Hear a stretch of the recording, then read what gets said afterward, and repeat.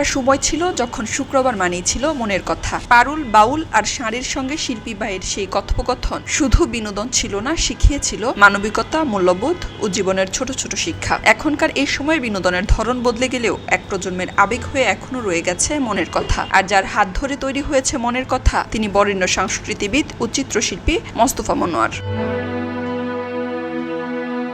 চারুকলায় পড়াশোনা করলেও মোস্তফা মনোয়ার পেশা হিসেবে বেছে নিয়েছিলেন টেলিভিশনকে। কিন্তু চিত্রকলা, নির্দেশনা বা শিশুদের নানা অনুষ্ঠানের বাইরে পাপেট ছিল তার আগ্রহের কেন্দ্রবিন্দু। জীবনের শেষ সময় পর্যন্ত তিনি পাপেট নিয়ে কাজ করেছেন, তৈরি করেছেন অসংখ্য নতুন অনুসারী ও গুণগ্রাহী। তার বর্ণাঢ্য পেশা জীবনে তৈরি করেছেন রক্তকরবী ও মুখরা রমণী বশীকরণের মতো অসংখ্য নাটক, নতুন কুড়ি, মনির কথার মতো নানা অনুষ্ঠান।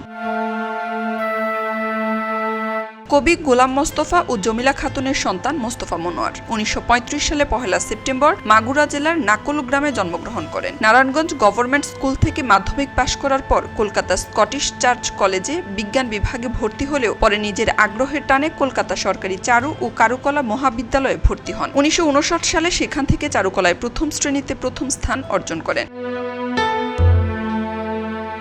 দেশে ফিরে শিল্পাচার্য জয়নুল আবেদিনের আহ্বানে আর্ট কলেজে শিক্ষকতা শুরু করলেও পরে সেই দায়িত্ব ছেড়ে তৎকালীন বাংলাদেশ টেলিভিশনে যোগ দেন। সেখানে অনুষ্ঠান নির্মাতা ও সাংস্কৃতিক সংগঠক হিসেবে তিনি দীর্ঘ সময় গুরুত্বপূর্ণ ভূমিকা পালন করেন।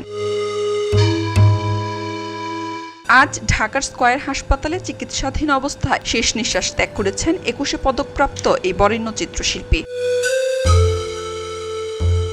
শাবনাম পারভীন, খবরের কাগজ। খবরের কাগজ, নিখাদ, নির্ভীক, নিরপেক্ষ।